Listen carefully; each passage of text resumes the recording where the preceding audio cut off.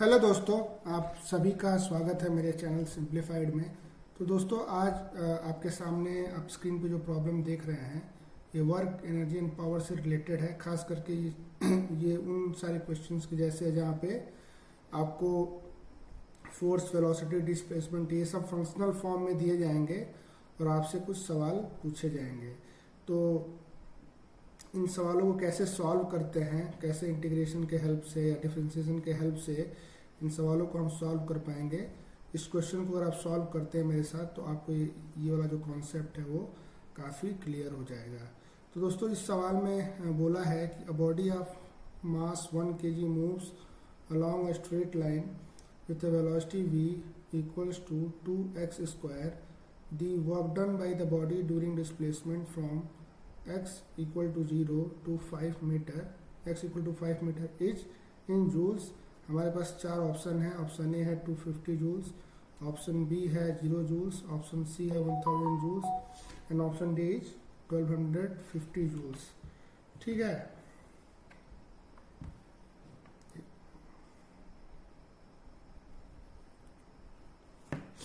तो दोस्तों इसको हम कैसे सॉल्व करेंगे। बेसिकली दोस्तों इसको सॉल्व करने के लिए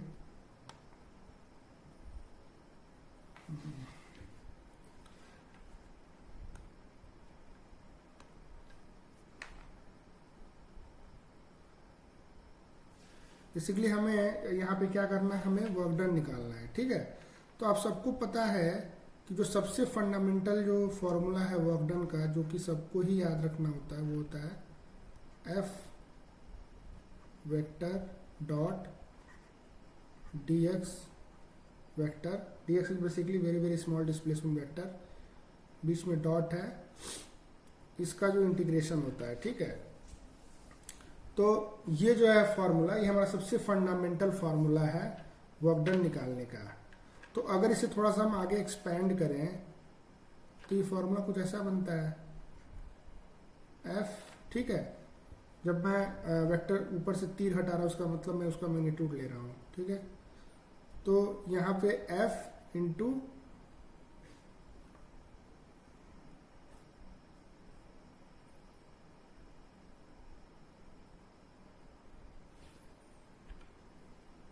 F into,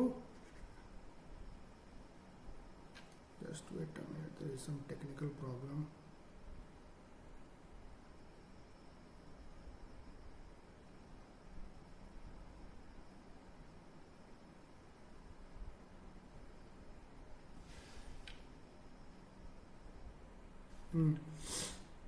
F into dx और जो F वेक्टर होगा और डिस्प्लेसमेंट वेक्टर होगा उसके बीच का जो एंगल होगा थीटा, उसका कॉस, बेसिकली कॉस थीटा। ठीक है, तो अगर प्रॉब्लम में हमें कुछ और नहीं बताया है, ठीक है, इस प्रॉब्लम में अगर आप देखोगे तो कुछ एंगल की बात नहीं कर रहा है, तो हम मानेंगे कि जो फोर्स है और जो हमारा डिस्प्लेसमेंट वेक्टर है उसके बीच में 0 डिग्री एंगल है। तो ये फॉर्मूला जो है रिड्यूस हो जाता है F into basically D x, इसका इंटीग्रेशन। ठीक है, तो जो हम एक बार फिर से लिख लेते हैं फाइनल फार्मूला जो निकल के आया वो क्या है हमारा, W is equal to F into D X. ठीक है, तो इसका इंटीग्रेशन, ये हमारा जो है ये फंडामेंटल फार्मूला है जो अक्सर जो सवाल होते हैं फंक्शनल फॉर्म वाले, ठीक है, उनको सॉल्व करने में हमारी मदद करेगा। ठीक है, तो अभी आगे बढ़ते हैं। तो बेसिकली हमें क्या दिया हुआ है क्वेश्चन में, क्वेश्चन में दिया है हमारे लिए जो बॉडी की वेलोसिटी है वो है 2x स्क्वायर। ठीक है, अब हमें क्या चाहिए हमें इस एक्सप्रेशन में अगर आप देखो तो हमें सबसे पहले फोर्स निकालना होगा इस वाले एक्सप्रेशन में। तो फोर्स क्या होता है, फोर्स होता है मास इंटू एक्सीलरेशन। तो ऊपर देखो तो मास कितना दिया हुआ है बॉडी का, मास दिया हुआ है 1 kg। तो मास 1 kg है, इसका मतलब बेसिकली 1 इंटू ए अपन लिख सकते हैं। तो अभी जो हमारे सामने प्रॉब्लम है वो प्रॉब्लम है एक्सेलरेशन को निकालने का। तो आप सभी को पता है कि एक्सेलरेशन को क्या लिख सकते हैं हम, 1 into acceleration will be what, dv by dt। ठीक है, इसको हम बोल देते हैं इक्वेशन 1। अब आते हैं हम वेलोसिटी वाले एक्सप्रेशन पे। तो डीवी बाई डी टी यहाँ से निकालने की कोशिश करते हैं। तो यहाँ पे अगर इस एक्सप्रेशन को with respect to time t अगर हम डिफ्रेंशिएट करते हैं तो हम क्या पाएंगे, dv by d t will be equal to 4x into D x by d T.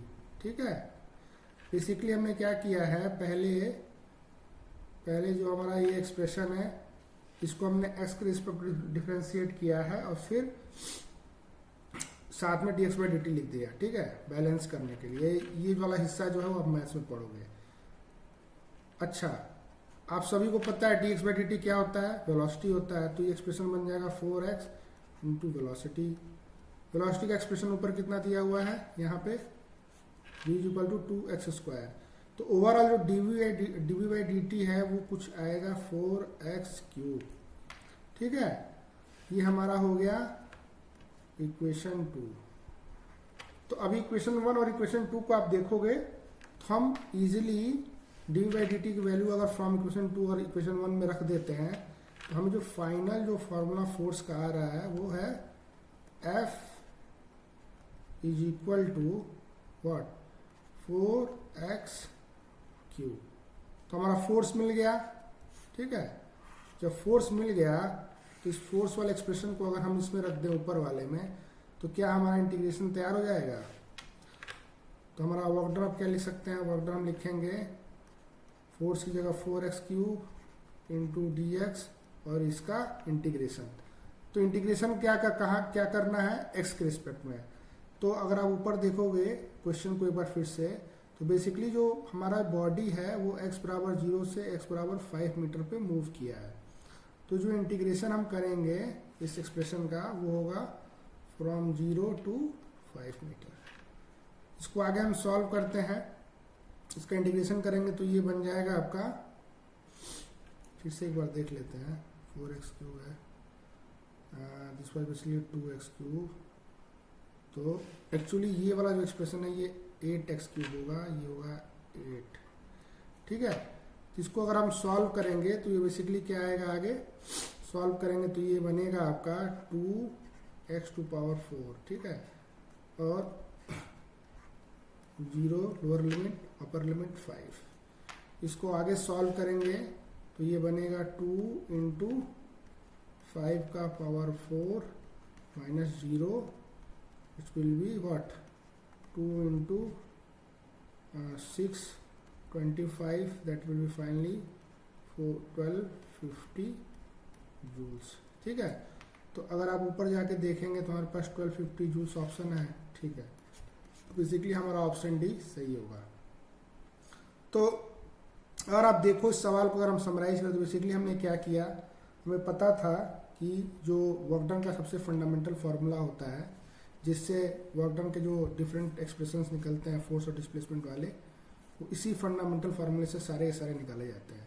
तो मैंने मतलब फर्स्ट प्रिंसिपल से शुरुआत किया, F.dx लिया। ठीक है, फिर जनरलाइज किया कि भाई अगर हमें एंगल नहीं दिया, मान लेते हैं कि 0 एंगल है फोर्स और डिस्प्लेसमेंट के बीच में, तो this formula reduces to integration of F over dx। ठीक है, फोर्स हमने निकाला, फोर्स में हमें मास चाहिए, एक्सेलरेशन चाहिए, मास 1 kg था, एक्सेलरेशन नहीं दिया हुआ था तो उसको हमने डी बाई डी टी लिखा। यहाँ पे आपके पास v बराबर 2x² दिया हुआ था, उसकी मदद से हमने डी बाई डी टी का एक्सप्रेशन निकाला 4x³। ठीक है, इक्वेशन 2 और इक्वेशन 1 की मदद से आप देखो, अगर इक्वेशन 2 और इक्वेशन 2 और इक्वेशन 1 की मदद से हमें फोर्स का एक्सप्रेशन कितना आया, 8x³। तो फाइनली जो हमारा फार्मूला है F.dx इंटीग्रेशन वाला, वहाँ पे हम फोर्स को सब्स्टिट्यूट किए, ds के रिस्पेक्ट में x के रिस्पेक्ट में इंटीग्रेट किए, और जो लिमिट होता है वो कहाँ से तय होता है, वो तय होता है कि जब बॉडी का मूवमेंट हुआ तो x में पोजीशन कहाँ से कहाँ बदली। तो बेसिकली आप देख सकते हैं डिस्प्लेसमेंट इज फ्रॉम x बराबर 0 टू 5 मीटर। तो basically body has move from 0 to 5 metre. तो हमारा जो फाइनल ये सॉल्व करके एक्सप्रेशन आ रहा है वो आ रहा है 1250 जूल। तो जो करेक्ट ऑप्शन था वो क्या था, ऑप्शन डी। अभी के लिए इस वीडियो के लिए इतना ही। आगे अलग जो आने वाले वीडियो जो उसमें भी हम रैंडमली अलग अलग फिजिक्स के चैप्टर्स से हम सवाल करेंगे। और बेसिकली ये जो पूरा प्लेलिस्ट है जो मैं बना रहा हूँ, कुछ वीडियोस पहले भी शूट हो चुके हैं और अभी और भी होंगे। तो बेसिकली ये प्लेलिस्ट बना रहा हूँ कि आप एग्ज़ाम के टाइम पे रैंडमली अगर आपको क्वेश्चन प्रैक्टिस करना हो और ये देखना हो कि भाई ओवरऑल मुझे 11th-12th सब मिला के कितना आता है, तो उसके लिए ये प्लेलिस्ट काफ़ी ज़्यादा इम्पॉर्टेंट है। ठीक है, आज के लिए इतना काफ़ी है। Thank you.